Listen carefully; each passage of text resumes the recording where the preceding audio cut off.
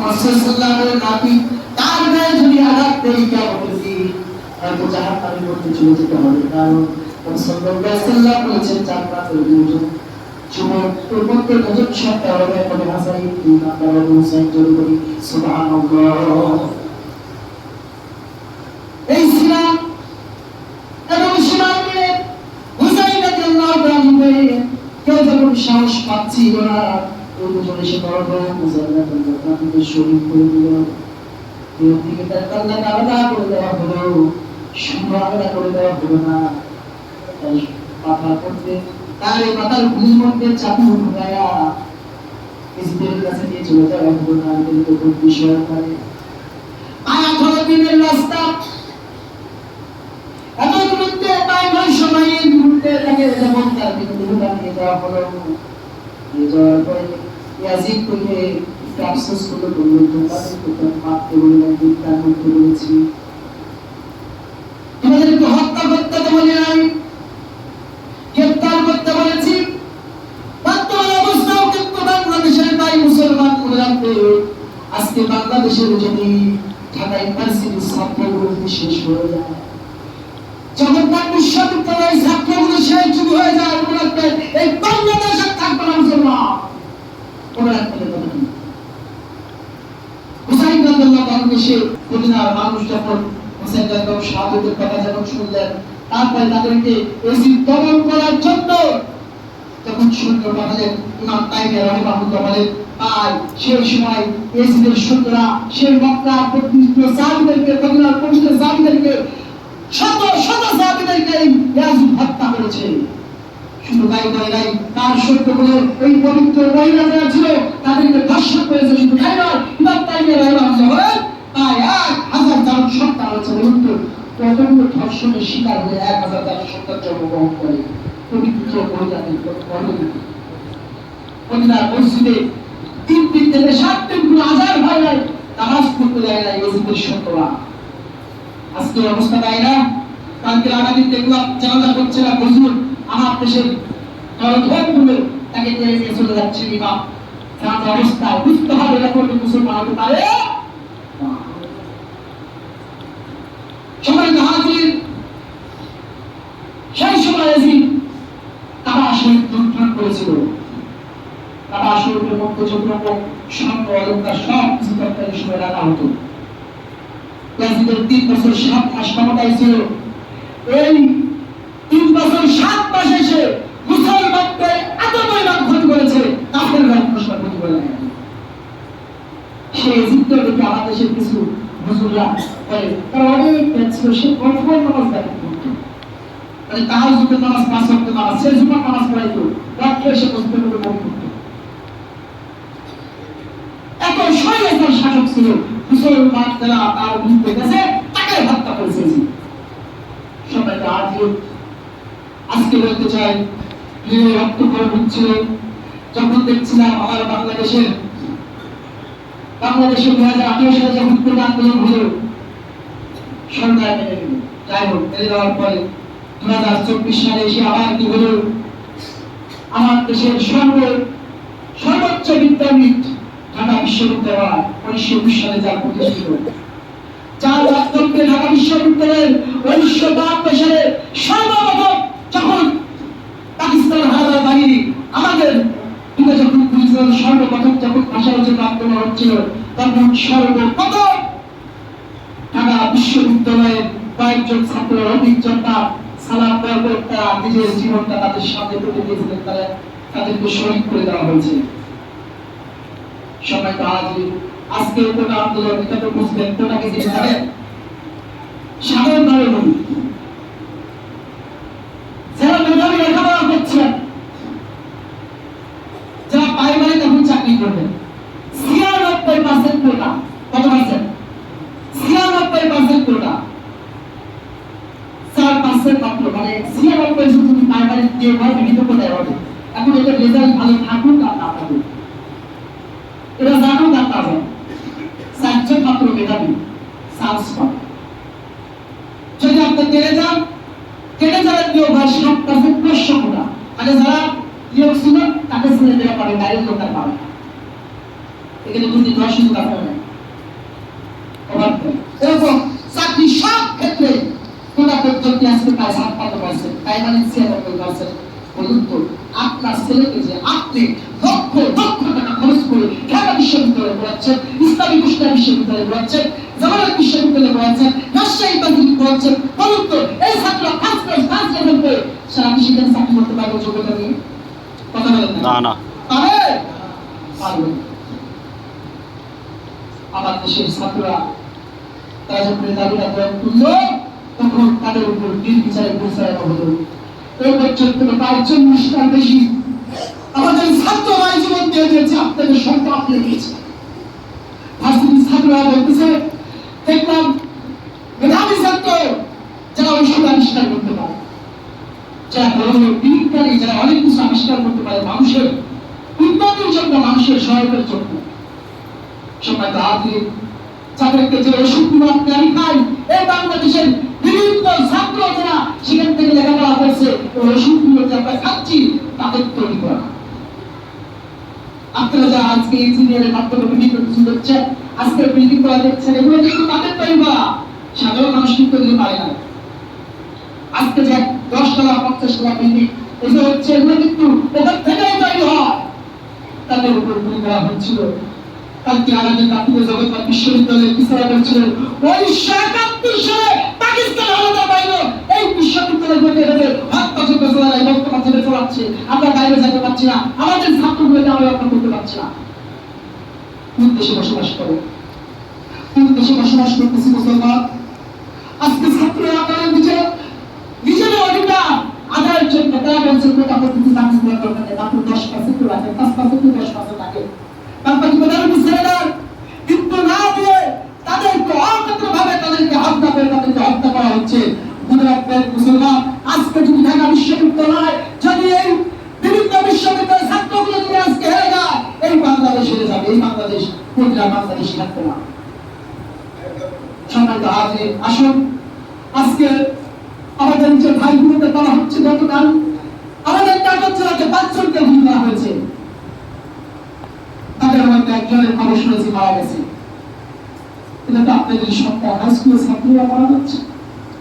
আসুন আজকে ছাত্ররা ডাক দিয়েছে, আমার বিদ্যা বলিতে সকল মানুষকে ডাক দিয়েছে, আপনাদেরকে সকলকে ডাক দিয়েছে, আসেন আমাদের পাশে দাঁড়ান। এই বাংলাদেশের ছাত্র সমাজকে যদি আপনারা আজকে যদি লক্ষ্য না করতে পারেন, আগামী বাংলাদেশ হবে দেশাত্মের বাংলাদেশ, আগামী বাংলাদেশ হবে আপনার আমার সন্তানকে ভাইতার বাংলাদেশ, আপনার আমার বাংলাদেশ হবে এই পরাধীনতা বাংলাদেশ। আপনি আমি স্বাধীন থাকতে পারবো না। অতএব আজ থেকে আপনাকে আমাদের কাছে নামতে হবে। আপনারা তো এই অঞ্চলের মানুষ, অনেক পানি নিয়েছেন, অনেক আপনার আশাকে হয়েছে, তুমি একটু ছাত্রদের পাশে দাঁড়ান। সেই ছাত্রগুলো টিকে থাকবে বাংলাদেশ, সেই ছাত্রগুলো টিকে থাকবে বাংলাদেশের মানুষের উন্নয়ন করা সম্ভব, মানুষের জীবনে নিরাপত্তা করা সম্ভব। সেই ছাত্রদের পাশে আপনাদের সন্তান, আমাদের ভাই, আমি একজন ছাত্র, আপনাদের পায়ে পড়ছি। আসুন আমাদের ছাত্র ভাইদেরকে আমরা আমাদের জীবনদের রক্ষা করি। যারা জীবন দিচ্ছে, কোন এক ব্যক্তি যে অধিকারের জন্য জীবনটা সে শহীদ মর্যাদা পেয়ে যাবে। নিজের দেশের অধিকারের জন্য যদি কেউ মারা যায়, নিজের দেশ রক্ষার্থে যারা মারা যাবে তাও শহীদ মর্যাদা পেয়ে যাবে। আসুন আমরা সকলে আমাদের ছাত্র ভাইদের পাশে দাঁড়িয়ে আমরা বিজয় অর্জন করার জন্য প্রস্তুত হয়ে যাই। সম্মানিত হাজির, ছাত্ররা দাবি দিয়েছে ৫টির মধ্যে উল্লেখ করতে চাই। একটা হলো এই সরকারের পক্ষ থেকে যারা আছেন তাদের পদত্যাগ করার নির্দেশ দিয়ে তাদেরকে ক্ষমা চাওয়ার জন্য বলা হয়েছে। তাদেরকে আলোচনার জন্য বসানো করা হয়েছে। বঙ্গবন্ধু শেখ মুজিবুর রহমান যেমন চাকরির বাচ্চা রয়েছিলেন, রক্তের দাগ শুকাই নাই, এই শহীদের রক্তটুকু বেমানি করে মুজিবুর কখনো তাদের সাথে বৈঠক করতে বসে না, পারবে না। ব্যক্তি করে ছাত্র সমাজ আজকে বলেছে গরিবের সাথে কোনো সংলাপ হবে না। সবাই হাজির, ছাত্রের পাশে আমাদের রাজি ইনশাআল্লাহ। আপনাদের আমাদের যদি আমরা আজকে পাশে না দাঁড়াই, মনে রাখবেন আজকে যদি শিক্ষা ব্যবস্থা আজকে ক্লাস 10 একটা ছাত্র বলে সে বাংলা রিডিং করতে পারে না, ইংরেজি রিডিং করতে পারে না, কি শিক্ষা ব্যবস্থা হবে? আসুন আমরা সবাই এগিয়ে আসি। এই দেশ রক্ষার্থে ছাত্ররা জীবন দিচ্ছে, আপনারা আমার সন্তানগুলো জীবন দিচ্ছে, আমার ভাইরা জীবন দিচ্ছে, আমার মেয়েরা মারা যাচ্ছে। এটা বিশ্ববিদ্যালয় ছাত্ররা বলছে দেশে থাকবো না, এদেশ থেকে যদি তারা চলে যায় এদেশে উন্নয়ন করতে হবে। তারা বিদেশের বাড়িতে যে আবিষ্কার করবে উড়ন্তনের ঢাকা বিশ্ববিদ্যালয়ের ছাত্র যিনি তার নামটা করে দেন, আপনি বিজ্ঞানের যুক্তরাষ্ট্র উড়ন্তনের আবিষ্কার করেছেন। এই বাংলাদেশের আরেক বিজ্ঞানী স্টিফেন হকিং বলেছিলেন, যিনি এই পৃথিবীর মধ্যে শ্রেষ্ঠ বিজ্ঞানীদের একজন, যে বাংলাদেশে কিছু একজন বিজ্ঞানীর নাম বলেছিলেন, আমাদের ছবি তুলে আছে আমার মনে নাই, যে তার কাছে আমি কিছুই না, ঢাকা বিশ্ববিদ্যালয়ের ছাত্র।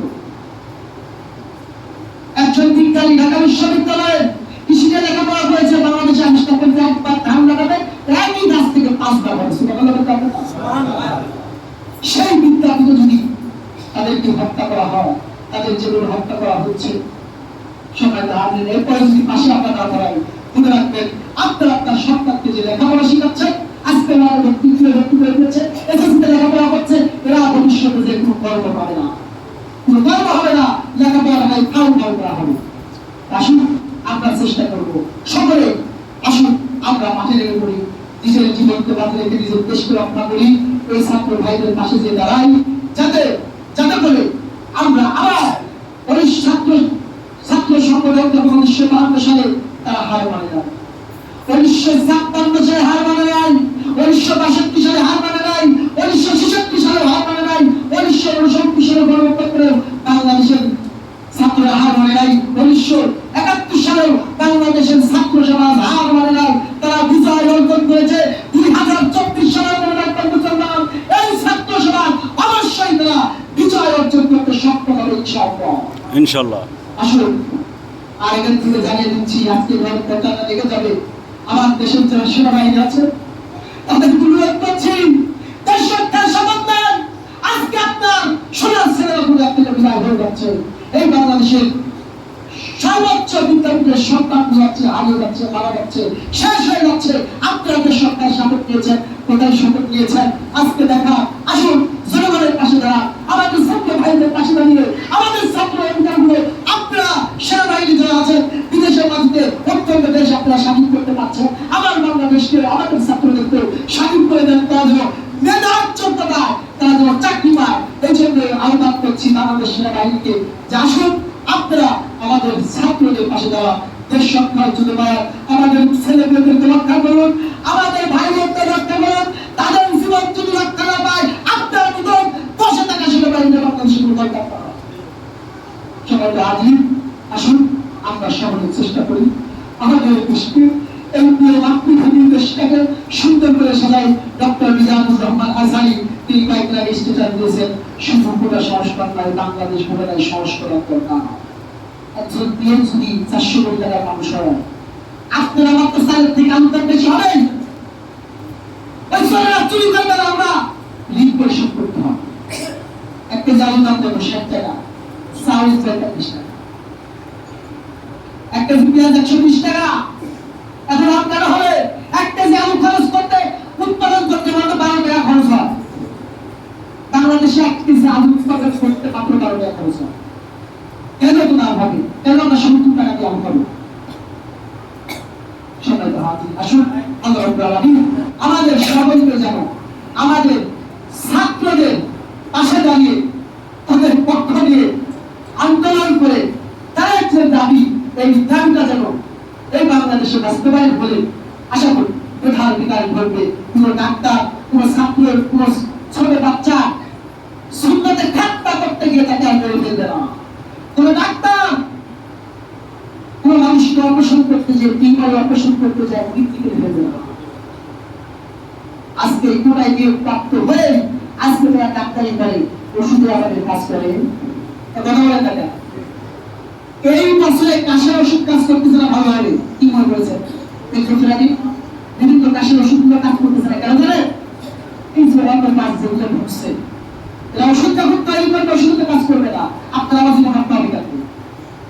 আজকে বাংলাদেশে 50টার বেশি অ্যান্টিবায়োটিক, আমি যত পলিসি সরকারের কাজ করি, 50টার বেশি অ্যান্টিবায়োটিক ওষুধ আপনার আমার শরীরে শুট করে রাখে, 50টা বেশি। কি মনে করেছে? এটা জাতির জন্য ভালো লক্ষণ? ভালো লক্ষণ না?